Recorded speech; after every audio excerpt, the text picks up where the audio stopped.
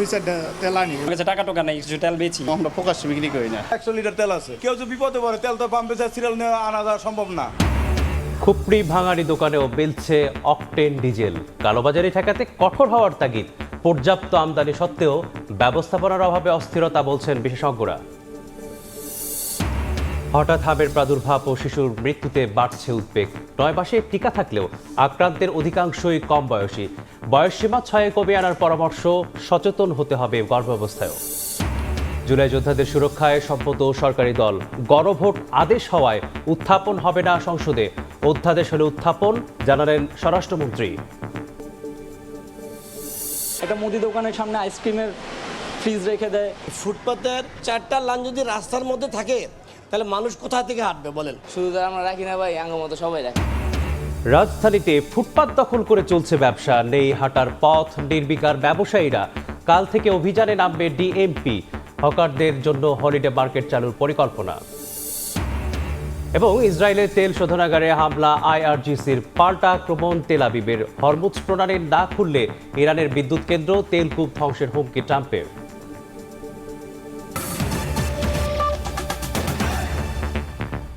সকালের সময় সঙ্গে আছি আমি মিসবাহুল আলিফ। রাজধানীতে খুপড়ি ঘরে বিক্রি হচ্ছে অকটেন। ভাঙাড়ি দোকানে বেলছে ডিজেল। রাজধানীর পার্শ্ববর্তী এলাকা কেরানীগঞ্জেও যেখানে সেখানে মিলছে জ্বালানি তেল। কালোবাজারি প্রমাণ করে জ্বালানি তেলের উপর সরকারের নিয়ন্ত্রণ নেই বলছেন বিশেষজ্ঞ। মঞ্জুরুল হক মঞ্জুর, ক্যামেরায় বুলবুল রেজা রিপোর্ট। আমি মানুষের উপকারের জন্য এটা খারাইছি, তেল পাওয়া গেছে না। কেউ যদি বিপদে পড়ে তেল তো পাম্পে সিরিয়াল নিয়ে আনা যাওয়া সম্ভব না। আমরা পাম্পের রেটের মতো বিক্রি করছি। সময় সংবাদের ক্যামেরা দেখা মাত্রই দৌড়। কিন্তু কেন? ক্যামেরা দেখে এত ভয়ের কারণ কি? রাজধানীর বসিলা এলাকায় রোববার বেলা 12টায় প্রকাশ্যে অকটেন বিক্রি করতে দেখা যায় এই ব্যক্তিকে। ক্যামেরা দেখা মাত্রই তাই তার পালিয়ে যাওয়া। 10 মিনিট পর আবারও দেখা মেলে ওই ব্যক্তির। এবার নিজেকে আড়াল করতে মোটরসাইকেলে চড়ে দ্রুত সটকে পড়েন। বসিলা ব্রিজে ওঠার আগে একটি খুপড়ি দোকানে অকটেন বিক্রি হয় এমন তথ্য আছে সময় সংবাদের কাছে। সত্যতাও পাওয়া গেল। মুখে মাস্ক পরা এই ব্যক্তিকে প্রায় আধা ঘন্টা অনুসরণ করে সময় সংবাদ। দোকানের ভেতরে আরেকজন ব্যস্ত বড় গ্যালন থেকে পানির বোতলে অকটেন ভরার কাজে। এরই মধ্যে মোটরসাইকেল নিয়ে হাজির ক্রেতা। সময় টিভির উপস্থিতি টের পেয়ে তড়িঘড়ি করে দোকান বন্ধ করে তিনিও স্থান ত্যাগ করেন। কোথায় পেলেন এত অকটেন জানতে চাইলে বলেন, নারায়ণগঞ্জের একটি ডিপো থেকে প্রতিদিন তেল আনার কথা। পাম্প থেকে না খোলা বাজার থেকে? ডিপুর থেকে আনে এরা তেল, ডিপুর থেকে আনে। আমরা হইলে ওনাদের থেকে আনি। আমার এটাতে সংসার চলে। কারণ আমি ভাবলাম আমার কাছে টাকা টোকা নেই, কিছু তেল বেচি, এটার জন্যই টানলাম ভাই। বসিলা ব্রিজ পার হয়ে ঘাটার চরে গিয়ে দেখা গেল পিকআপ ভ্যানে ডিজেল সরবরাহ করছেন এক দোকানি। এলাকা ভিত্তিকের কিছু আর কি সার্ভিস দেওয়ার জন্য আনছি। এরকম আমরা প্রকাশ্যে বিক্রি করি না। ওরা আনে আরেক জায়গার থেকে, ওরা থার্ড পার্টি, ওরা আইসে দেওয়া যায়। এখন আমি তো ওদেরকে ভালো মতো চিনি না। আর কেরানীগঞ্জের জাউলাবাড়ি, বামনসুর সহ আশপাশের বিভিন্ন এলাকায় প্রকাশ্যেই বিক্রি হচ্ছে ডিজেল। আরেকজনের তেল আপনি কিভাবে রাখেন? আমার কাছে তেল নিত, এখন রাখা গেছে। আর এইটা আপনার? এটা 5 গ্রাম আছে। ব্যান গাড়ি খেপ মারি না, বুঝে নেওয়ার সময় যে 2-4টা তেল আনি। মোহাম্মদপুর মিরপুর বেড়িবাঁধে ভাঙারির দোকানে বিক্রি হচ্ছে ডিজেল। কারো আবার সহজ স্বীকারোক্তি তেল মজুত করার। ডিজেল আছে। শুধু ডিজেল? ডিজেল কত করে বিক্রি হয়? এই যার থেকে যা নিতে পারি। এ তো যে না পাইলে, যারা না পায় তারা আর নেয়। রিজার্ভ কই আপনি দেন না? আপনার তেল কই রিজার্ভ? 100 লিটার তেল আছে, কেউ যদি বিপদে পড়ে তেল তো পাম্পে সিরিয়াল নিয়ে আনা যাওয়া সম্ভব না। কালোবাজারি ঠেকাতে সরকারকে কঠোর হওয়ার বিকল্প নেই বলছেন বিশেষজ্ঞ। জাহাজ থেকে তেল খালাস হওয়া শুরু করে কনজিউমার পর্যন্ত যে তেলের সাপ্লাই চেন, এই চেনের উপরে শতভাগ যদি সরকারের নিয়ন্ত্রণ না থাকে এবং সাপ্লাইয়ে যদি স্বচ্ছতা নিশ্চিত না করা যায়, তাহলে কালো বাজার ঠেকানো যাবে না। সেই নিয়ন্ত্রণটা এখনও সরকার প্রতিষ্ঠিত করতে পারেনি। এটাই তার প্রমাণ যে সব জায়গায় তেলের অলরেডি কালো বাজার এস্টাবলিশড হয়ে গেছে। বাংলাদেশের আইনে মজুতদারির জন্য কঠোর সাজার বিধান রয়েছে। তেল নিয়ে চলছে তেলেসমাতি, থেমে নেই কালোবাজারিরা। খোলা বাজারে ক্রেতা বিক্রেতার মধ্যে চলছে লুকোচুরি। খুপড়ি দোকানে মিলছে অকটেন, আর ভাঙারির দোকানে পাওয়া যাচ্ছে ডিজেল। বুলবুল রেজা, সময় সংবাদ, ঢাকা। নড়াইলে মধ্যরাত থেকেই পাম্পগুলোতে জ্বালানি তেল নিতে লাইনে দাঁড়িয়ে গ্রাহকরা। সর্বশেষ অবস্থা জানাতে সদরের জোড়া পাম্প এলাকায় আছেন সহকর্মী সজীব রহমান, সরাসরি যুক্ত হব তার সাথে। দেশের চলমান জ্বালানি সংকটের মধ্যে নড়াইলের গ্রাহক ভোগান্তি কিন্তু চরমে উঠেছে। এখানে নড়াইলের যে 10টি পাম্প রয়েছে সেই পাম্পের পাশাপাশি কিন্তু এখানে প্রায় 25টি বৈধ যে তেল বিক্রয় কেন্দ্র আছে, সেখানে কিন্তু গ্রাহকরা আসলে জানেন না যে কোন দিন কোন পাম্পে বা কোন গ্রাহক সেবা থেকে তারা তেলটা সংগ্রহ করবেন, এবং সেটার প্রেক্ষিতে কিন্তু গ্রাহক অর্থাৎ যে কৃষক সহ যে সর্বস্তরে যারা গ্রাহক আছেন তারা কিন্তু অনেকটা অনিশ্চয়তা, অর্থাৎ এই বিভিন্ন প্রান্তে পাম্পের ছোটাছুটির মাধ্যমে কিন্তু অনেকটা অনিশ্চয়তায় যে ভোগান্তি কিন্তু তাদের চরমে উঠেছে। এবং অনেক সময় তারা যে লম্বা লাইনে দাঁড়িয়ে থেকে ঘন্টার পর ঘন্টা লাইনে দাঁড়িয়ে থেকে যে তেলের মজুদের পরিমাণটাও সেটা তারা স্পষ্ট করে জানতে পারছেন না যে লাইনে দাঁড়ানোর পরবর্তীতে কি তারা তেলটা নিয়ে ঘরে ফিরতে পারবেন কিনা। আমরা গতদিন দেখেছি যে এই নড়াইলের যে 10টি পাম্পের মধ্যে কিন্তু অধিকাংশ পাম্পে তেল বিতরণ কার্যক্রম পরিচালনা করলেও কিন্তু বেশ কয়েকটি পাম্প কিন্তু বন্ধ রাখা হয়েছিল, এবং এখানে মোটরসাইকেলে কিন্তু 500 টাকা করে অকটেন দেওয়া হয়েছে। এবং যারা কৃষক এবং প্রান্তিক যে ডিজেল গ্রাহক আছে তারা কিন্তু তাদের যে কাঙ্ক্ষিত যে পরিমাণ সেটা কিন্তু তারা গত দিন এখান থেকে নড়াইলে পাম্পগুলো থেকে কিন্তু তারা সংগ্রহ করতে পারেননি। অনেকটা ক্ষোভ আক্রোশের জায়গা থেকে তারা জানিয়েছেন যে জেলা প্রশাসন বা এখানে যে কর্তৃপক্ষ আছে যারা, তারা যেন নির্দিষ্ট সময়ের মধ্যে তাদেরকে এই তথ্যটা পর্যাপ্ত পরিমাণে সরবরাহ করে যাতে তাদের ভোগান্তিটা অনেক অংশে কমে যায়। এই ছিল নড়াইলে পাম্প থেকে আমার কাছে তেলের সর্বশেষ। যুক্ত ছিলাম নড়াইল থেকে। সরবরাহ সংকটে কিছু ফিলিং স্টেশনে মিলছে না জ্বালানি তেল, কোথাও মিললেও বাড়তি চাহিদায় হিমশিম অবস্থা। এই যখন পরিস্থিতি, তখন জেলায় জেলায় অভিযানে মিলছে নানা অনিয়ম। গাজীপুরে প্রায় 33,000 লিটার ডিজেল অকটেন সহ 9 জেলায় জব্দ করা হয়েছে বিপুল পরিমাণ তেল। এ সময় জড়িতদের জেল জরিমানা করে প্রশাসন। জ্বালানি তেলের অবৈধ মজুদ রোধে কঠোর অবস্থানে প্রশাসন। জেলায় জেলায় শুরু হয়েছে অভিযান। রাজধানীর কুড়িল প্রগতি সরণির কাজী মোটরস নামে একটি দোকানে অভিযান চালিয়ে অবৈধভাবে মজুত করা 350 লিটার জ্বালানি তেল জব্দ করেছে আইনশৃঙ্খলা বাহিনী। এই সময় আটক করা হয় একজনকে। গাজীপুরের কোনাবাড়িতে পেট্রোল পাম্প বন্ধ রেখে কৃত্রিম সংকট তৈরির অভিযোগে মেসার্স আব্দুল আলী ফিলিং স্টেশনে অভিযান চালায় যৌথ বাহিনী। এ সময় প্রায় 34,000 লিটার জ্বালানি তেল জব্দ করে ভ্রাম্যমাণ আদালত। প্রতিষ্ঠানটির মালিককে 1 মাসের কারাদণ্ড দেয়া হয়। জব্দ করা জ্বালানি সরকারিভাবে বিক্রির উদ্যোগ নিয়েছে জেলা প্রশাসক। আমরা গোপন সংবাদের ভিত্তিতে একটা রিলায়েবল একটা ইনফরমেশন পাওয়ার পরে আমরা এখানে আসি। আসার পরে আমরা দেখতে পাই যে এটা বন্ধ অবস্থায় পাই। আমরা প্রবেশ করার পরে আমরা দেখতে পাই যে স্টোরেজে প্রায় 28,000 ডিজেল এবং 5,500 অকটেন পাওয়া যায়। ভোক্তা অধিকার সংরক্ষণ আইনে 45 ধারায় যে অবৈধভাবে জ্বালানি তেল যে সংরক্ষণ করেছে, এই জন্য তাকে 1 মাসের বিনাশ্রম কারাদণ্ড প্রদান করা হয়েছে। চট্টগ্রামের ফৌজদারহাটের সলিমপুরে একটি গ্যারেজের পাশে লরির ট্যাঙ্কে তেল মজুত রাখার অভিযোগে অভিযান চালায় জেলা প্রশাসন। জব্দ করা হয় 25,000 লিটার ডিজেল। তবে পাওয়া যায়নি জড়িত কাউকে। জেলায় এখন পর্যন্ত 58 মামলা ও 4 লাখ টাকা জরিমানা করা হয়েছে।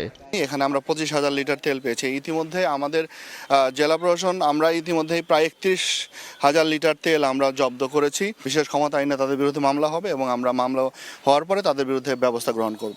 এর আগে মজুদ থাকার পরেও তেল বিক্রি না করা ও পরিমাণে কম দেওয়ার অভিযোগে চট্টগ্রামের বন্দর এলাকায় আনোয়ারা জাকারিয়া পেট্রোল পাম্পে অভিযান চালায় ভ্রাম্যমাণ আদালত। অনিয়মের সত্যতা পাওয়ায় 1 লাখ টাকা জরিমানা করা হয়। ভিতরে পরিমাপ করে দেখলাম যে তাদের আসলে বিক্রয়যোগ্য মজুদ রয়েছে, তারপরেও তারা বিক্রি করছে না। আমরা 40,000 টাকা অর্থদণ্ড আরোপ করেছি। সোমবার ভোরে চুয়াডাঙ্গার কয়রাডাঙ্গা গ্রামে সড়কের পাশে স্থানীয় টিটন আলীর মুদি দোকানের পেছনে একটি লরি থেকে ড্রামে তেল আনলোড করা হচ্ছিল।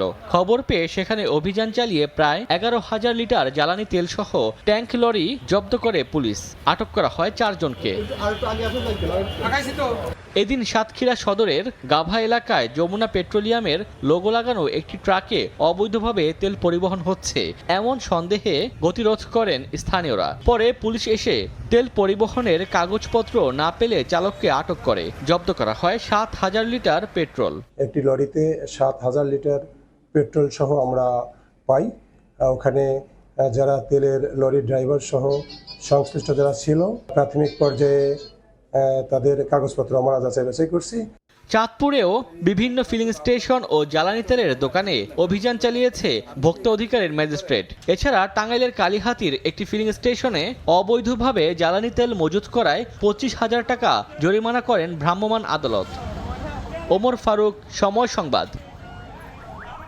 মধ্যপ্রাচ্যে যুদ্ধের কারণে বিশ্বজুড়ে জ্বালানি সংকটের মাঝেও মার্চ মাসে কাতার, আরব আমিরাত, ওমানের পাশাপাশি বিকল্প দেশ হিসেবে সিঙ্গাপুর, মালয়েশিয়া, অস্ট্রেলিয়া এমনকি ভারত এবং যুক্তরাষ্ট্র থেকে 36টি জাহাজ বোঝাই এলপিজি, এলএনজি তেল সংগ্রহ করেছে বাংলাদেশ।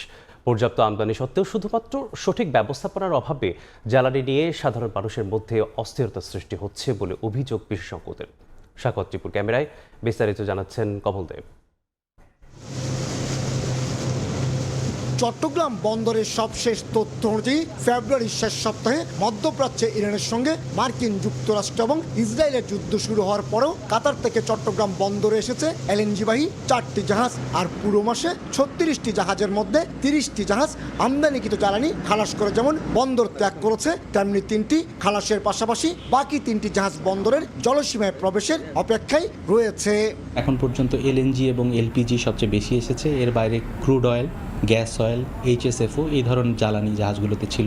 ইতিমধ্যে চট্টগ্রাম বন্দরে আসা জাহাজগুলোর মধ্যে সর্বোচ্চ 10টি করে জাহাজ আনা হয়েছে এলএনজি এবং এলপিজি। আর ডিজেলের কাঁচামাল গ্যাস অয়েলবাহী 8টি, হাই স্পিড ফার্নেস অয়েলবাহী 4টি, লুব্রিকেন্টের কাঁচামাল বেস অয়েলবাহী 2টি এবং পেট্রোল ও অকটেনের কাঁচামাল কন্ডেন্সবাহী 1টি জাহাজ। এছাড়া ক্রুড অয়েল এবং প্লাস্টিক অয়েলবাহী জাহাজ এসেছে আরও 2টি।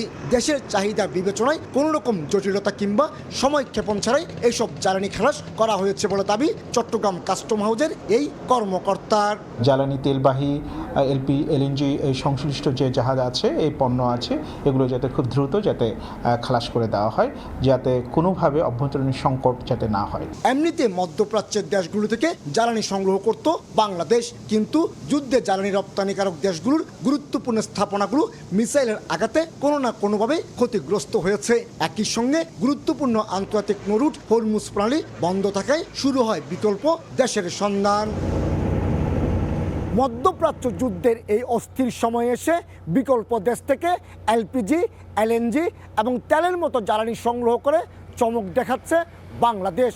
আর এখন প্রয়োজন হয়ে পড়েছে আমদানিকৃত এসব জ্বালানি সঠিক ব্যবস্থাপনার মাধ্যমে বাজারে সরবরাহ করা। একক দেশ হিসেবে সিঙ্গাপুর থেকে LPG, high speed furnace oil এবং ডিজেলের মতোই গ্যাস অয়েল নিয়ে 9টি জাহাজ এসেছে। মালয়েশিয়া থেকে 6টি, ভারত ও অস্ট্রেলিয়া থেকে 3টি করে, আমেরিকা, থাইল্যান্ড, মালদ্বীপ ও অ্যাঙ্গোলা থেকে 1টি করে জাহাজ এসেছে জ্বালানি নিয়ে।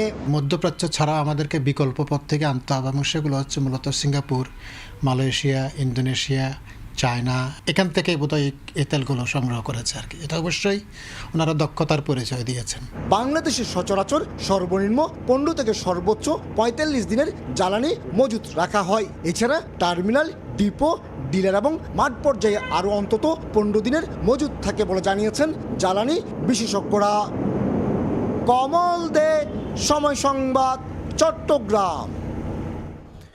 দেশে জ্বালানি তেলের ঘাটতি নেই, সরবরাহ স্বাভাবিক থাকলেও অবৈধ মজুদের কারণে তৈরি হচ্ছে কৃত্রিম সংকট। পরিস্থিতি উত্তরণে সচেষ্ট সরকার। জাতীয় সংসদে কথা জানান জ্বালানি মন্ত্রী ইকবাল হোসেন মাহমুদ টুকু। আর পররাষ্ট্র প্রতিমন্ত্রী শামা ওয়ায়েদ জানান, মধ্যপ্রাচ্যের বাইরে থেকেও জ্বালানি তেল আমদানিতে কাজ করছে সরকার।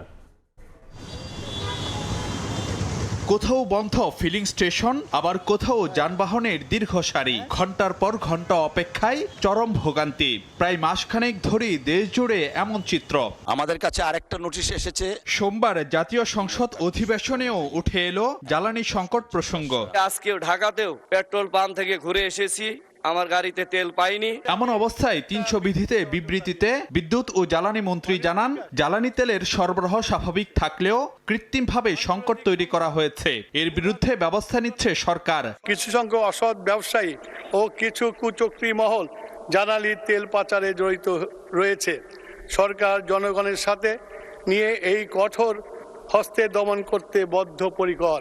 মন্ত্রী জানান, বৈশ্বিক সংকটের মধ্যেও জ্বালানির দাম না বাড়িয়ে জনস্বার্থে বড় অঙ্কের ভর্তুকি দিচ্ছে সরকার।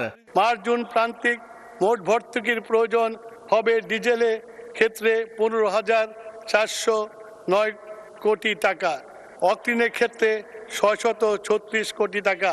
এর আগে প্রশ্নোত্তর পর্বে পররাষ্ট্র প্রতিমন্ত্রী জানান, বিকল্প উৎস থেকে জ্বালানি তেল আমদানির চেষ্টা চলছে। জ্বালানির কোনো সংকট বর্তমানে বাংলাদেশে নেই। আচ্ছা, দ্বিতীয় কথা হচ্ছে মধ্যপ্রাচ্য ছাড়াও যে সকল সোর্স থেকে আমরা জ্বালানি আনতে পারি সে ব্যাপারে আমরা নিরলস কাজ করে যাচ্ছি এবং ইনশাল্লাহ আমরা সেটাতে সফল হব। ইরান যুদ্ধের প্রেক্ষাপটে দেশবাসীকে জ্বালানি সাশ্রয়ী হওয়ার আহ্বান জানান মন্ত্রীরা। প্রয়োজনের অতিরিক্ত জ্বালানি ক্রয় না করা। ফারুক ভিয়া, রবিন, সময় সংবাদ, ঢাকা। দেশে হামের প্রাদুর্ভাব প্রতিরোধে 9 মাস বয়সে টিকা থাকলেও আক্রান্তের অধিকাংশই কম বয়সী শিশু। এমন পরিস্থিতিতে টিকা কার্যক্রমের বয়সসীমা কমিয়ে 1 মাসের বিশেষ ক্যাম্পেইন করার পরামর্শ জনস্বাস্থ্য বিশেষজ্ঞের। বলেন, রোগ প্রতিরোধ ক্ষমতা বাড়াতে সচেতন হতে হবে গর্ভাবস্থায়ও। মনির হোসেনের রিপোর্টে থাকছে বিস্তারিত। দেশের 10 জেলায় হঠাৎ হামের প্রাদুর্ভাব। 30 মার্চ পর্যন্ত সারা দেশে শনাক্ত 764 জন। ঘটেছে মৃত্যুর ঘটনাও। সাধারণত হাম প্রতিরোধে জন্মের 9 থেকে 15 মাসের মধ্যে শিশুদের দেয়া হয় টিকা। তবে আশঙ্কার বিষয়, হামে আক্রান্ত হয়ে হাসপাতালে ভর্তি হওয়া শিশুদের 60%ই 9 মাসের কম বয়সী বলে জানান চিকিৎসকরা। আমরা আমাদের রোগীগুলোকে অ্যানালাইসিস করে দেখেছি যে আমাদের রোগীগুলোর প্রায় 60 থেকে 70% রোগী হচ্ছে 9 মাসের আগেই হাম হয়েছে। তার মানে তারা তাদের জীবনের প্রথম যে হামের টিকা সেটা এখনো পর্যন্ত পায়নি। সংক্রামক ব্যাধি হাসপাতালের এই চিকিৎসকের পরামর্শ 6 মাস থেকে হামের বিকল্প টিকা দেয়ার। যখন এরকম আউটব্রেক হয়, প্রাদুর্ভাব দেখা দেয় অথবা অতি ঝুঁকিপূর্ণ এলাকাতে হামের বিকল্প একটা টিকাদান সূচি আছে, সেটা হচ্ছে যে 9 মাস বয়সের জায়গায় আমরা 6 মাস বয়স থেকে হামের টিকা দিতে পারি। তো এই ধরনের আউটব্রেক চলা অবস্থায় যারা নীতি নির্ধারণ করেন তারা হয়তো বা এই ডিসিশনটা নেবেন যে এখন আমরা ওই পর্যায়ে আছি কিনা যে আমরা 6 মাস বয়স থেকেই টিকাটা দিব কিনা। জনস্বাস্থ্য বিশেষজ্ঞরাও বলছেন, দেশে পরীক্ষিত আছে 6 মাসের শিশুদের হামের টিকা দেওয়ার বিষয়টি। তাই অবস্থা অনুযায়ী প্রয়োজনে বয়সসীমা কমিয়ে আনার পরামর্শ তাদের। এটা সম্ভব এবং এটি নিয়ে গবেষণাও আছে, আমাদের দেশেই গবেষণা আছে, আইসিডিবি গবেষণা করেছে। তারা ওই 6 মাসের বয়সের বাচ্চাদের টিকা দিয়েছে এবং সেটা সন্তোষজনক যে 6 মাসের টিকা দেওয়া যায়। সুতরাং সেটাই আমাদের এগোতে হবে। শুধু টিকার বয়সসীমা নয়, কম বয়সে হামে আক্রান্তের প্রাদুর্ভাব কমাতে গর্ভাবস্থায়ও মায়েদের সচেতন হওয়ার পরামর্শ এই বিশেষজ্ঞের। বিভিন্ন হাসপাতালে যে 9 মাসের নিচের বাচ্চারা আক্রান্ত হচ্ছে, তো এই যে আক্রান্ত হচ্ছে তার মানে হলো তাদের মধ্যে ইমিউনিটিটা কমে গেছে এবং এই ইমিউনিটিটা আসে মা থেকে। তার মানে তারা মা থেকে ইমিউনিটিটা পাচ্ছে না, প্রতিরোধ ক্ষমতাটা না পাওয়ার ফলে তারা সাসেপ্টেবল, তারা এই রোগের ঝুঁকির মধ্যে আছে। সোমবার স্বাস্থ্যমন্ত্রী জানান, এপ্রিলের প্রথম সপ্তাহ থেকে হামের টিকার সরবরাহ শুরু হতে পারে। আমরা টিকা আনার জন্য 604 কোটি টাকা বরাদ্দ করেছি। মিনিস্ট্রি অফ ফিনান্স কমিটিতে সেটা পাস হয়েছে। দ্রুত গতিতে ইনশাল্লাহ আমরা ভ্যাকসিন আনবো। আমরা ভ্যাকসিনেশনের জন্য আমরা কাজ শুরু করব। মনির হোসেন, সময় সংবাদ, ঢাকা। রাজশাহী বিভাগে দ্রুত ছড়াচ্ছে ছোঁয়াচে রোগ হাম। হাসপাতালগুলোতে বাড়ছে রোগীর চাপ। রাজশাহী মেডিকেল কলেজ হাসপাতাল সহ পুরো বিভাগে সন্দেহভাজন আক্রান্তের সংখ্যা অন্তত 600। বেসরকারি হিসাব রাবেকে হাসপাতালে মারা গেছে 29 জন, যদিও সরকারি হিসাবে 3 জন। চিকিৎসকরা বলছেন, হামের টিকাদান সময় মতো না হওয়ায় এমন পরিস্থিতির সৃষ্টি হয়েছে।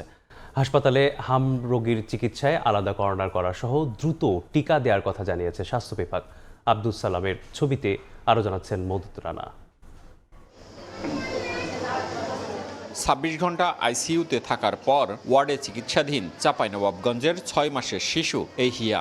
স্বজনরা জানান, ঈদের আগে শিশুটিকে নিউমোনিয়া চিকিৎসা করাতে রাজশাহী মেডিকেল কলেজ হাসপাতালে আনলে আক্রান্ত হয় হামে। রাজশাহীর 11 মাসের সাইফ হাসানেরও একই অবস্থা।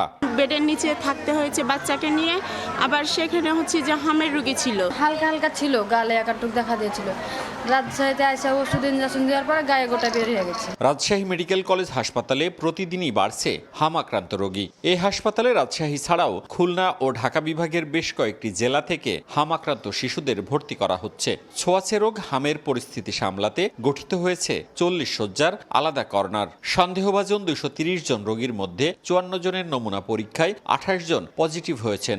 রোগীর স্বজনদের অভিযোগ, হাসপাতালে পৃথক কর্নার হলেও সাধারণ শিশু ওয়ার্ডে অন্য রোগীদের সঙ্গে রাখা হচ্ছে হামের রোগীদের। ঝাড়ি মারছে ওরা, যে আমরা কত দেখবো, আমরা তো দেখতেই আছি, এভাবে ঝাড়ি মারছে।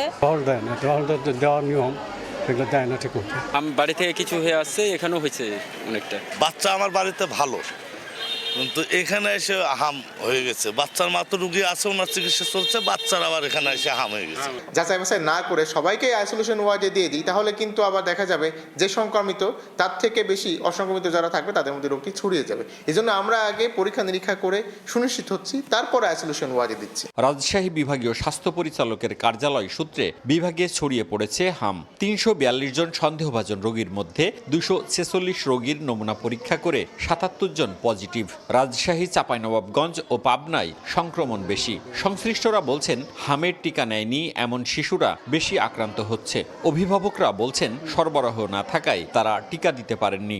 প্রথম টিকা দিয়ে আর টিকাই দিইনি, কারণ আমার মেয়ে শরীর খারাপ কাটে না, ওই জন্য টিকা দিতে পারিনি। 9 মাসে যে টিকাটা দিতে গিয়েছিলাম সেই টিকাটা ছিল না, সেই সময় টিকাটা ছিল না, বলেছিল যে পরবর্তীতে দিবে, তো সেটা পরবর্তীতে দেওয়া হয়নি। সুস্থ হয়ে গেছিল, নিয়ে চলে গেছিলাম, ছাড় দিয়ে দিয়েছিলাম, চলে গেছিলাম, আবার জিনিসটা বেশি হয়ে গেছে। বিভাগীয় স্বাস্থ্য পরিচালক জানিয়েছে, টিকাদান সঠিকভাবে না হয় এমন পরিস্থিতি। চলতি বছর টিকা দেয়া হবে বলেও জানান তিনি। এমআর ক্যাম্পেইনটা বিলম্ব হয়েছে আর কি। এমআর ক্যাম্পেইনটি আমরা 26 সালে খুব নিকট ভবিষ্যতে আমরা সম্পন্ন করতে সক্ষম হব, এবং এ ব্যাপারে স্বাস্থ্য অধিদপ্তর সজাগ রয়েছে। চলতি মাসে রাজশাহী মেডিকেল কলেজ হাসপাতালে হামের উপসর্গ থাকা 12 শিশু মারা গেছে বলে দাবি করেছেন অভিভাবকরা। তবে সরকারি হিসেব বলছে, বিভাগের পাবনায় 2 জন, রাজশাহী নগরীতে 1 জন মারা গেছে। মওদুদ রানা, সময় সংবাদ, রাজশাহী। নওগাঁয় বেড়েছে হামের প্রাদুর্ভাব। জেলায় 41 জন উপসর্গ নিয়ে হাসপাতালে চিকিৎসা নিচ্ছেন, যার মধ্যে 1 জনের মৃত্যু হয়েছে। এ নিয়ে বিস্তারিত জানাতে নওগাঁ সদর হাসপাতালে এই মুহূর্তে আছেন সহকর্মী এমআর রকি। যুক্ত হব তার সাথে। এই সংক্রমণটি মূলত আমরা দেখছিলাম, এর উপসর্গ নিয়ে কিন্তু পর্যাপ্ত রোগীর এই মুহূর্তে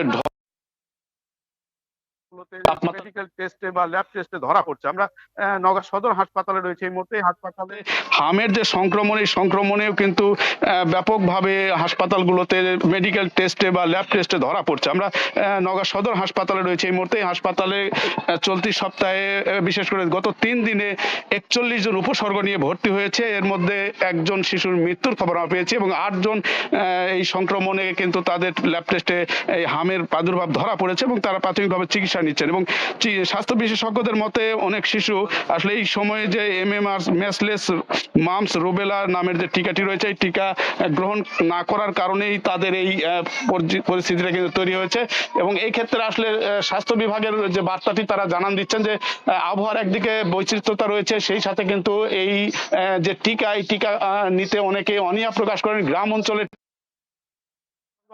দেখা যাওয়া এই সংক্রামকদেরকে হাসপাতালে নেওয়া এবং চিকিৎসকের পরামর্শ মেনে চলার তাগিদই তারা দিচ্ছেন। এবং হাসপাতালগুলোতে কিন্তু যে রোগগুলো নিয়ে শিশুরা আসছে, এই রোগের বেশিরভাগের সঙ্গে তাদেরকে হাসপাতালে নেওয়া এবং চিকিৎসকের পরামর্শ মেনে চলার তাগিদই তারা দিচ্ছেন। এবং হাসপাতালগুলোতে কিন্তু যে রোগগুলো নিয়ে শিশুরা আসছে, এই রোগের বেশিরভাগই কিন্তু জ্বর, সর্দি, নিউমোনিয়া, ডায়রিয়া, এবং এই ডায়রিয়ার যে প্রাদুর্ভাব রয়েছে, সেই প্রাদুর্ভাবকেই তারা আসলে গুরুত্ব দিয়ে দ্রুত শেষ করার কথা বলছেন। এই ছিল সার্বিক নওগাঁ সদর হাসপাতালে হামের যে খবর, হাম প্রাদুর্ভাব সংক্রমণের যে খবর আমার কাছে। হামের প্রাদুর্ভাবের খবর জানতে যুক্ত ছিলাম নওগাঁয়। জুলাই যোদ্ধাদের সুরক্ষা সংক্রান্ত অধ্যাদেশ গ্রহণে সরকারি দল সম্মত বলে জানিয়েছেন স্বরাষ্ট্রমন্ত্রী। গণভোট আদেশ হওয়ায় তা সংসদে উত্থাপিত হবে না। অধ্যাদেশ হলে সংসদে উঠানো হতো বলে জানান তিনি। গণভোটকে অবৈধ বলার সুযোগ নেই বলে মন্তব্য করেছেন এনসিপির সদস্য সচিব আক্তার হোসেন। সংসদ অধিবেশনে শেষে এ কথা বলেন তারা। মাননীয় সংসদ সদস্যকে ধন্যবাদ জানাই। প্রথম অধিবেশনের চতুর্থ দিনের অধিবেশন শুরু হয় সোমবার বিকাল 3:30টায়। দিনের কার্যসূচির প্রশ্নোত্তর পর্বে জুলাই অভ্যুত্থানে পুলিশের ভূমিকা নিয়ে প্রশ্ন তোলেন রংপুর 4 আসনের সংসদ সদস্য আখতার হোসেন। বলেন, বাহিনীর সদস্যরা যারা জনগণের উপর গুলি চালিয়েছে এবং গুম খুনের সঙ্গে জড়িত তাদের বিরুদ্ধে কি ব্যবস্থা নিচ্ছে সরকার। পুলিশ হত্যা নামক একটা ফ্রেম ব্যবহার করা হচ্ছে আওয়ামী লীগের তরফ থেকে আগস্টের এই ঘটনা প্রবাহের ভিত্তিতে। আমরা সেক্ষেত্রে স্বরাষ্ট্রমন্ত্রীর কাছে স্পষ্টভাবে জানতে চাই, এই যে একটা বিশৃঙ্খলা তৈরি করা হচ্ছে, সেই বিশৃঙ্খলাগুলো দূরীকরণে স্বরাষ্ট্র মন্ত্রণালয়ের পক্ষ থেকে কোনো উদ্যোগ আছে কিনা আপনার মাধ্যমে জানতে চাই। জবাবে স্বরাষ্ট্রমন্ত্রী বলেন, জুলাই যোদ্ধাদের ওপর যারা সশস্ত্র হামলা চালিয়েছে তারা যে বাহিনীর পোশাকেই হোক সবাই অপরাধী। সব মামলার সুষ্ঠু তদন্ত হবে। এছাড়া দেশে কোনো মব সংস্কৃতি থাকবে না বলেও সংসদকে জানান স্বরাষ্ট্রমন্ত্রী। জুলাই যোদ্ধাদের বিরুদ্ধে, সাধারণ জনগণের বিরুদ্ধে যারা সশস্ত্র হামলা চালিয়েছে তারা সবাই অপরাধী এবং তাদের বিরুদ্ধে মামলা দায়ের হয়েছে, না হলে আপনারা দায়ের করবেন এবং সকল মামলার সুষ্ঠু তদন্ত হবে। বিচার করার দায়িত্ব বিচার বিভাগে, জুডিশিয়ারির বিচার হবে ইনশাআল্লাহ। বাংলাদেশে কোনো রকমের মফ কালচার আর থাকবে না। অধিবেশন শেষে বেরিয়ে স্বরাষ্ট্রমন্ত্রী বলেন, অধ্যাদেশ না হয় গণভোট সংসদে উত্থাপন হবে না। অন্যদিকে গণরায় উপেক্ষা করার সুযোগ নেই বলে মন্তব্য করেন আখতার হোসেন। এটা অধ্যাদেশই নয়, সেজন্য এটা সংসদে উত্থাপিত হয়নি। 133টা অধ্যাদেশ ছিল, এটা তার বাইরে একটি আদেশ। তা আদেশ সংসদে উত্থাপিত হয় না এবং এই আদেশটা বৈধ কি বৈধ না সেই বিষয়ে জুডিশিয়ারিতে এখন চ্যালেঞ্জ হয়ে আছে। একটা রিটে রুল জারি হয়েছে। সরকার দল গণভোটের জন্য যে অধ্যাদেশ, সেই অধ্যাদেশকে তারা যদি সংসদে অ্যাপ্রুভ নাও করেন, যে গণভোট অনুষ্ঠিত হয়েছে সেটাকে কোনোভাবেই অবৈধ বলার কোনো সুযোগ নেই, বরং গণভোট অবশ্যই বৈধ এবং আইনগতভাবে তার বৈধতাকে কোনোভাবেই আর চ্যালেঞ্জ করা যাবে না। সোমবার অধিবেশনে 31 মার্চ জুলাই সনদ নিয়ে সংসদে আলোচনার জন্য 2 ঘন্টা সময় নির্ধারণ করা হয়েছে। সানবীর রূপল, সময় সংবাদ, ঢাকা। গাড়ির টায়ার, ভারী যন্ত্রপাতি, ফার্নিচার কিংবা খাবার দোকান, বৈধ সীমানা ছাড়িয়ে ফুটপাত দখল করে চলছে ব্যবসা। বছরের পর বছর ধরে হাঁটার পথটুকুও পাচ্ছে না রাজধানীবাসী। এমন পরিস্থিতিতে বদলাতে 1 এপ্রিল থেকে বৈধ সীমানার বাইরে ফুটপাত দখল করে রাখা সব ব্যবসা প্রতিষ্ঠানের বিরুদ্ধে অভিযানে নামছে পুলিশ। এর এই বিস্তারিত থাকছে তানভীর হাসান বেগের রিপোর্টে। দোলাইখালের দুই পাশেই রাস্তাঘাটে মালামাল রাখে। রাস্তায় না হাঁটতে পেরে এই যে বলে আমাকে নিচে নেমে হাঁটতে হবে, আমি রিক্সের মধ্যে পড়বো। যখন ফুটপাত মানুষ ইউজ করতে পারে না, তখন স্বাভাবিকভাবে সে করে কি রাস্তা নেমে আসে। চারদিকে সারি সারি টায়ার আর যন্ত্রাংশ, এ যেন গ্যারেজের অন্দরমহল। চেনারই উপায় নেই হাঁটার পথ। ফুটপাত দখল করে এভাবেই চলছে ব্যবসা। রাজধানীর ধোলাইখালের ফুটপাত পুরোপুরি দখলের কারণে ভোগান্তি তৈরি হলেও নির্বিকার ব্যবসায়ীরা। এদিকে ভাই আগের থেকে এরকম চলতেছে, বুঝছেন, আমরা তো একা না, এদিকে সবাই। আজকে থেকে না, বহু বছর থেকে প্রচলিত হয়ে আসছে, চলতে থাকে। শুধু তো আমরা রাখি না ভাই, আঙ্গ মতো সবাই রাখে। সিরিয়াল দেখেন, ধরেন আমার এই মালটা আমি যদি না রাখি, ওই যে বাইরের ওই দোকানটা আমার কাস্টমারটাকে নিয়ে নেবে, এই কারণে আমার রাখা। কাস্টমার মনে করেন গোডাউনে কম যায়, এই জন্য বাইরে রাখা হয়। শুধু ধোলাইখাল নয়, নগরীর বিভিন্ন এলাকায় একই চিত্র। দোকানের সামনে ফুটপাত জুড়ে রাখা হয়েছে ফার্নিচার, খাবার আর মুদিপণ্যের মালামাল। চলাচলে প্রতিদিনই ভোগান্তি পোহাতে হচ্ছে পথচারীদের। একটা মুদি দোকানের সামনে আইসক্রিমের ফ্রিজ রেখে দেয়, রাস্তা দিয়ে আমরা হাঁটতে পারি না সবসময়। ফুটপাতে হাঁটা জায়গা নেই, তার জন্য আমরা এই রোড দিয়ে হাঁটাহাঁটি করতেছি। এই ফুটপাতের 4টা লাইন যদি রাস্তার মধ্যে থাকে, তাহলে মানুষ কোথা থেকে হাঁটবে বলেন? বিগত দিন থেকে যত রকম নেতাকর্মী বাংলাদেশে আসছে, সবাই বলছে যে আমরা ফুটপথ ক্লিয়ার করব, জনগণের জন্য সুন্দর করে দিব, কিন্তু এটা শুধু এই টিভি মিডিয়া পর্যন্তই হয়। এই অবস্থায় বুধবার থেকে বৈধ সীমানার বাইরে ফুটপাত দখল করে রাখা সব ব্যবসা প্রতিষ্ঠানের বিরুদ্ধে অভিযানে নামছে ডিএমপি। যে সমস্ত ব্যবসা প্রতিষ্ঠান তাদের বৈধ জায়গার বাইরে এক্সটেনশন আকারে ফুটপাতকে দখল করে ব্যবহার করছে, আমরা এবার এটাকে আমরা দখলমুক্ত করব। আমরা এবার এই কাজটা করতে যাচ্ছি 1 এপ্রিল থেকে। এছাড়া হকারদের জন্য নির্ধারিত এলাকায় শীঘ্রই হলিডে ও নাইট মার্কেট চালু করতে কাজ করছে সংশ্লিষ্টরা। তানভীর হাসান মেঘ, সময় সংবাদ, ঢাকা। রোহিঙ্গাদের খাদ্য সহায়তা ব্যবস্থায় আসছে গুরুত্বপূর্ণ পরিবর্তন। 1 এপ্রিল থেকে 3টি ভিন্ন ক্যাটাগরিতে সহায়তা কার্যক্রম চালু করতে যাচ্ছে বিশ্ব খাদ্য সংস্থা WEFP। কক্সবাজার ও ভাসানচরে অবস্থান ভেদে সহায়তায় অর্থমূল্যেও থাকবে পার্থক্য, তবে এই সিদ্ধান্তকে অবিচার হিসেবে দেখছেন রোহিঙ্গা কমিউনিটির নেতারা। অন্যদিকে বাংলাদেশে আশ্রিত রোহিঙ্গার সংখ্যা বাড়লেও আন্তর্জাতিক অর্থায়ন কমে যাওয়ায় পরিস্থিতি আরও জটিল হয়ে উঠছে বলে জানিয়েছে শরণার্থী ত্রাণ ও প্রত্যাবাসন কমিশন। মোহাম্মদ ফরাজের ক্যামেরায় আরও জানাচ্ছেন সুজাউদ্দিন রুবেল।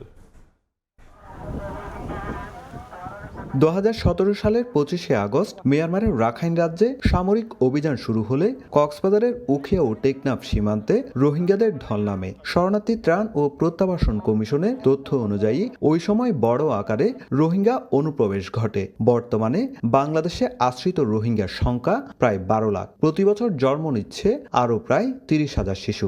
এদের মধ্যে 78% নারী ও শিশু এবং প্রায় 12% প্রতিবন্ধী ব্যক্তি। বৈদেশিক সাহায্য যদি না থাকে, রোহিঙ্গাদের খাদ্য নিরাপত্তা অনেক বেশি সংকুচিত হয়ে যায়। এর প্রতিক্রিয়ায় সীমান্ত যে অপরাধগুলো আছে সেগুলোতে জড়িয়ে যাচ্ছে। ক্যাম্পের মধ্যেও আইন শৃঙ্খলা পরিস্থিতির অবনতি ঘটছে। বর্তমানে এই বিশাল জনগোষ্ঠীকে খাদ্য সহায়তা দিয়ে আসছে বিশ্ব খাদ্য কর্মসূচি WFP। এতদিন জনপ্রতি মাসে $12 সম পরিমাণ খাদ্য সহায়তা দেওয়া হতো। এবার নতুন ব্যবস্থায় রোহিঙ্গাদের 3টি ক্যাটাগরিতে ভাগ করা হচ্ছে। পরিবারের খাদ্য নিরাপত্তা অবস্থা ও সম্ভাব্য খাদ্য ঘাটতির ভিত্তিতে নির্ধারিত হবে সহায়তার পরিমাণ। ফলে 1 এপ্রিল থেকে ভিন্ন ভিন্ন হারে রেশন প্রদান করবে WFP।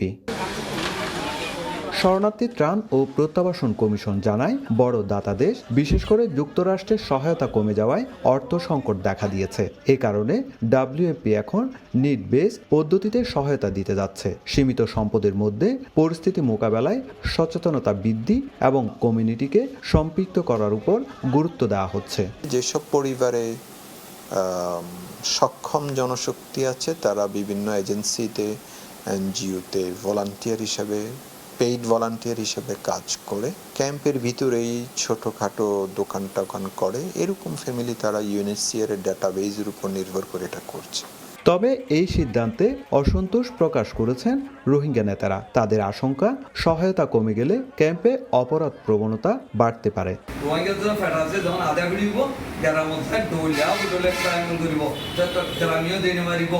বর্তমানে কক্সবাজার ও ভাসানচরে 33টি ক্যাম্পে অন্তত ঘনবসতিপূর্ণ পরিবেশে বসবাস করছে রোহিঙ্গারা। এর মধ্যে সবচেয়ে বেশি রোহিঙ্গার অবস্থান কক্সবাজারের উখিয়া এলাকার ক্যাম্পগুলোতে। সুজাউদ্দিন রুবেল, সময় সংবাদ, কক্সবাজার। আন্তর্জাতিক অস্থিরতা ও জ্বালানি সংকটের প্রভাব যখন বাড়ছে, তখন সবচেয়ে বেশি চাপ পড়ছে দেশের কৃষি খাতে।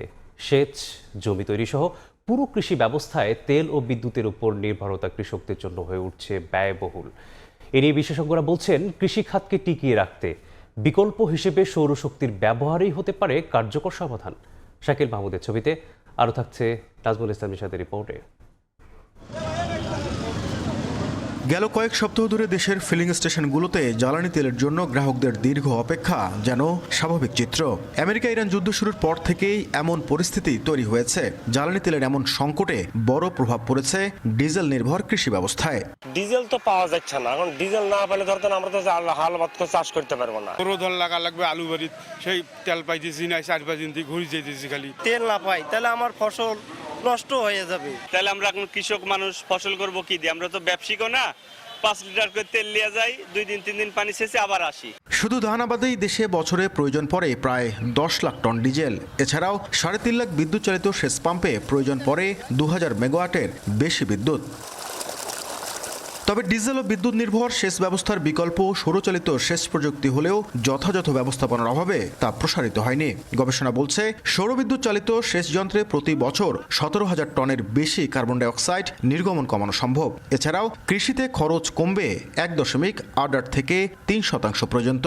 ইনিশিয়াল ইনভেস্টমেন্ট এটি একটি বিষয় যেটি হয়তো সরকার বিভিন্নভাবে অনেক প্রোগ্রামিত সরকারকে বাস্তবায়ন করতে হয়, সব সেক্টরকে দেখতে হয়। সেক্ষেত্রে সরকারের পরিকল্পনা নিশ্চয়ই রয়েছে। এটি যতটুকু জানি যে BIDC এবং বরেন্দ্র কাজ করছেন, তাদেরই কিন্তু সোলার যে ইরিগেশন ইউনিট সম্প্রসারণ, সেটি কিন্তু তাদের প্রকল্প রয়েছে। তার মানে সরকার এ বিষয়ে কাজ করে যাচ্ছে। দেশে বিদ্যুৎ উৎপাদনের বড় অংশ এখনও নির্ভর করে গ্যাস, তেল ও কয়লার উপর। গবেষকদের মতে খরচ ও আমদানি নির্ভরতা কমাতে সৌরশক্তির ব্যবহার বাড়ানোর বিকল্প নেই। বড় আকারে সোলার পার্ক বসাইতে পারি, যে সমস্ত চরাঞ্চল আছে বা যে সমস্ত অনাবাদি জমি, যে সমস্ত জমিতে আমাদের কোনো কাজ হয় না, সেই সমস্ত জায়গায় আমরা সোলার পার্ক স্থাপন করতে পারি আরও অনেক বেশি। এবং প্রত্যেকটা বিল্ডিংয়ের তো আমাদের ছাদ আছে, আমাদের তো আর পুরোটুকু ছাদ আমরা ইউজ করি না। দেখা গেল ছাদের আমরা 50% 60% সোলার প্যানেল ইউজ করলাম, বাকি জায়গাটুকু হয়তো বাগান বা কাপড় শুকানোর জন্য আমরা ইউজ করতে পারি।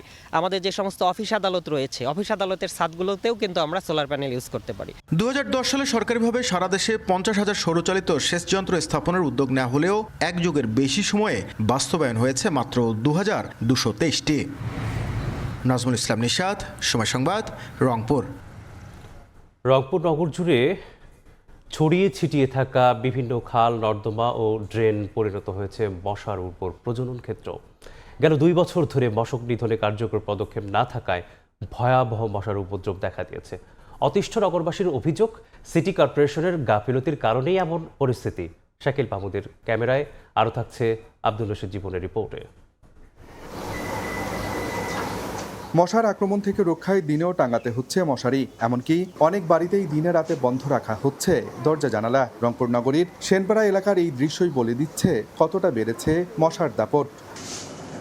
মশার কামড় থেকে রক্ষায় মশারি, স্প্রে কিংবা কয়েল, কাজে আসছে না কোনো প্রতিরোধ ব্যবস্থা। এত মশা ভয়াবহ যে বলে বোঝানো যাবে না। আর এই যে বৃষ্টি হচ্ছে, ঝোপঝাড়ের যে অবস্থাটা দেখা যাচ্ছে, এইটা পাশাপাশি আর সিটি কর্পোরেশন থেকে তো কোনো রকমের উদ্যোগই নাই। স্প্রে তো খুব বেশি দেখা যায় না, হয়তো বা 2-1 দিন শহরে দেখা যায় 2-1টা জায়গাতে। তারপরে যে স্প্রেটা করে এটাতে যে খুব বেশি মশা মরে তাও মনে হয় না। শুধু একটু গন্ধই ছড়ায়, এটুকুই বুঝতে পারি। মশারির ভিতরে পড়াশোনা করতে হয় কয়েল লাগায়া, আর খেলাধুলা ওই খেলাধুলা করতে পারি না ইয়ার জন্য, মশার জন্য। নগরবাসীর অভিযোগ, দীর্ঘদিন ধরে শ্যামাসুন্দরী ও কেডি খাল এবং ড্রেনগুলো পরিষ্কার পরিচ্ছন্ন না করায় প্রজনন বেড়েছে মশাসহ বিভিন্ন ক্ষতিকারক কীটপতঙ্গের। এছাড়া মশক নিধনে কার্যকর পদক্ষেপ না নেওয়ায় পরিস্থিতি প্রকট হচ্ছে।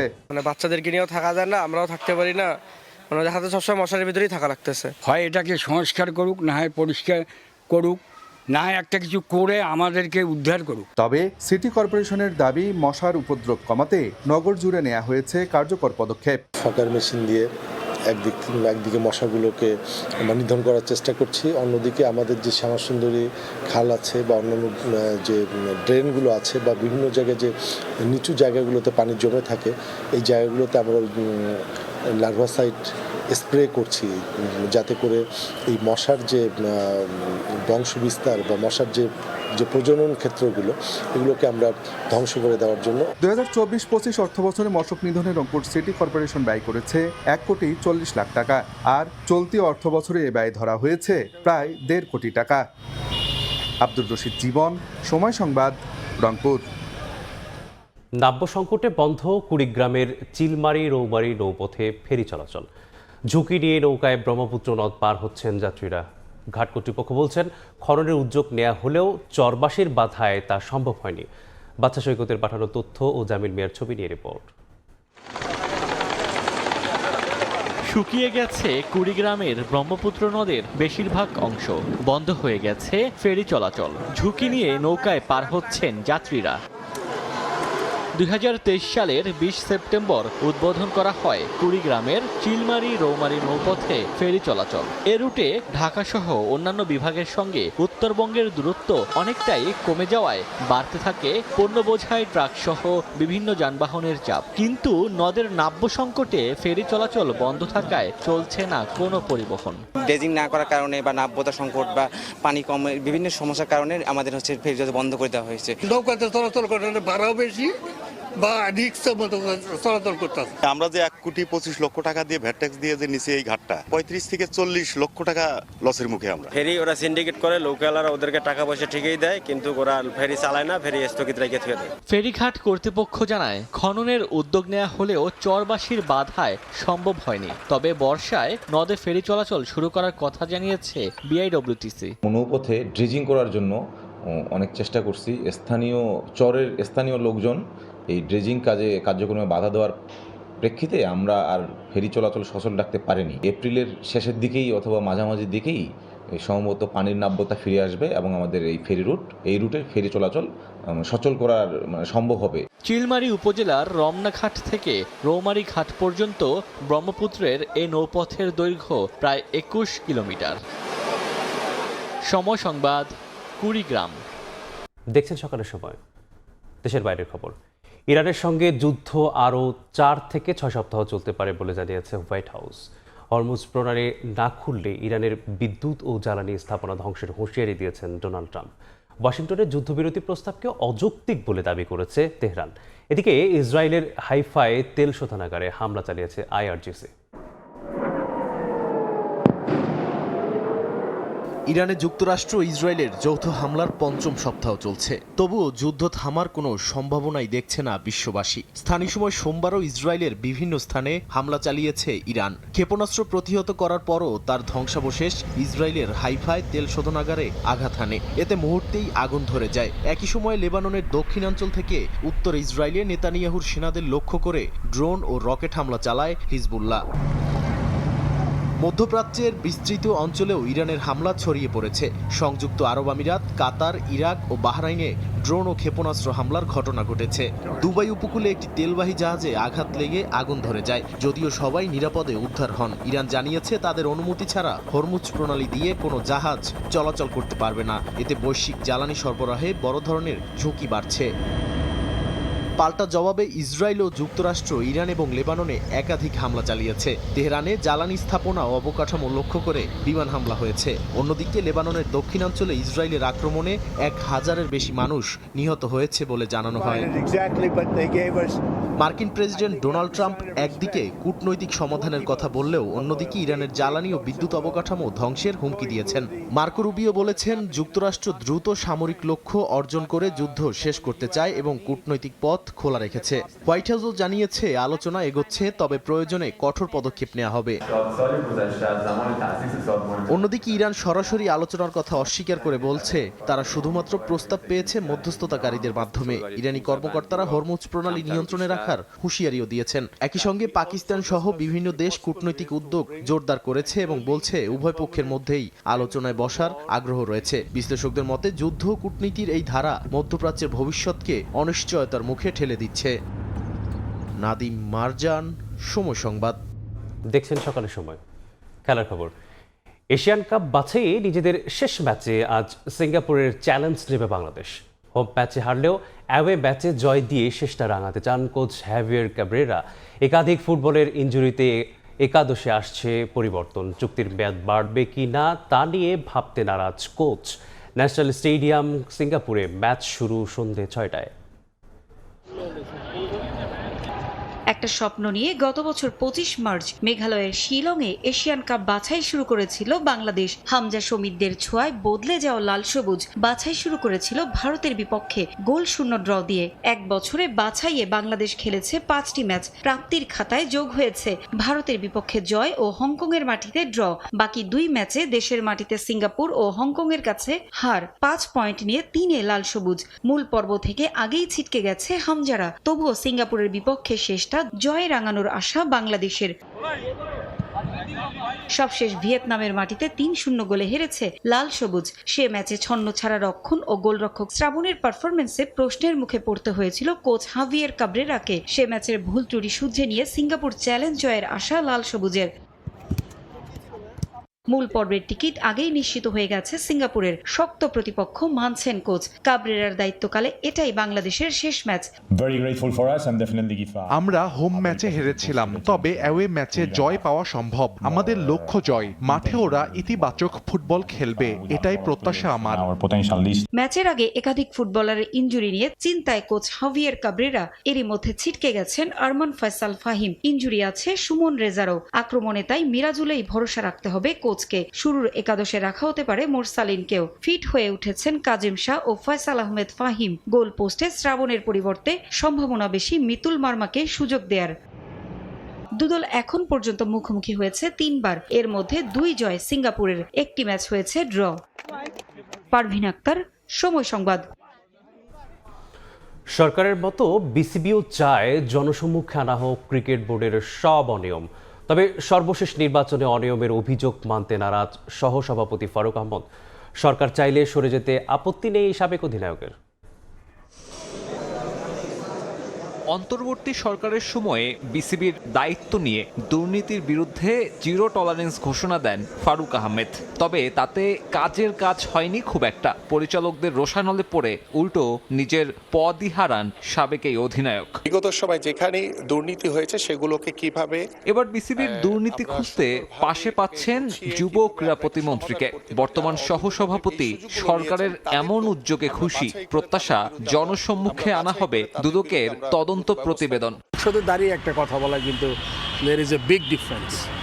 আমার মনে হয় সে মিন করেছেন, এবং যদি কোনো অ্যানামলিজ হয়, যদি কোনো কিছু হয়ে থাকে, তাহলে এটা জনসম্মুখে আসলে ভালো। দুর্নীতি যদি না হয়ে থাকে, এটাও তাদেরও ক্লিন চিট পাওয়া দরকার। যদিও বিসিবির সবশেষ নির্বাচন নিয়ে ক্রীড়া প্রতিমন্ত্রীর সঙ্গে একমত নন ফারুক আহমেদ। ভোটাভুটিতে অস্বচ্ছতার সুযোগ দেখছেন না সাবেক অধিনায়ক। বিকল্প হিসেবে অন্যরা থাকলে বিসিবির দায়িত্ব ছেড়ে দিতেও আপত্তি নেই তার। প্রসেস নিয়ে কথা বলতে হবে, কারচুপি কোনো স্কোপ নেই, বিকজ আপনার তো প্রতিদ্বন্দ্বিতা ছিল না আপনার। সো সেই দিকে বিবেচনা করলে আমার মনে হয় যে একটা ইলেকশন যেভাবে হয় সেভাবেই হয়েছে। বোর্ড ক্লাব দ্বন্দ্বে অচল হয়ে আছে দেশের ক্রিকেট। মৌসুম শেষের দিকে থাকলেও মাঠে গড়ায়নি ঢাকা প্রিমিয়ার লিগ। আর্থিক দুরবস্থায় দিন কাটাচ্ছেন ক্রিকেটাররা। তবে এখনো এই সংকট কাটিয়ে ওঠার পথ খুঁজে পায়নি বিসিবি। ব্যাখ্যা নেই পরিচালকদের পদত্যাগ নিয়েও। দুইটা চিঠি আমি দেখেছি, তারা পরিষ্কার লিখেছে তাদের ব্যক্তিগত কারণে যে কেউ যে কোনো সময় পদত্যাগ করতে পারে। মেনলি খুব ইম্পর্টেন্ট টপ প্লেয়াররা খেলে, আপনার থার্ড ডিভিশন আছে, আবার কোয়ালিফাইংও রয়ে গেছে। সো এগুলো নিয়ে আমাদের এখন আলাপ হবে, আলাপের পর আমরা বুঝতে পারবো কী করতে যাচ্ছি আমরা। আগামী 5 এপ্রিলের মধ্যে বিসিবি নির্বাচনের বৈধতা নিয়ে করা তদন্তের প্রতিবেদন জমা দেবে ক্রীড়া পরিষদের গঠন করা কমিটি। চলছে প্রক্রিয়া। একে একে সাক্ষাৎকার নেওয়া হচ্ছে বর্তমান বোর্ড পরিচালকদের। সাব্বির মিথুন, সময় সংবাদ, ঢাকা। এই ছিল সকালের সময়। এরপর আন্তর্জাতিক সময়ের সঙ্গে থাকবেন আমিরুল ইসলাম আলিফ। ধন্যবাদ মিসবাহ। আন্তর্জাতিক সময় নিয়ে আসছি কিছুক্ষণ পর, সঙ্গে থাকুন সময়।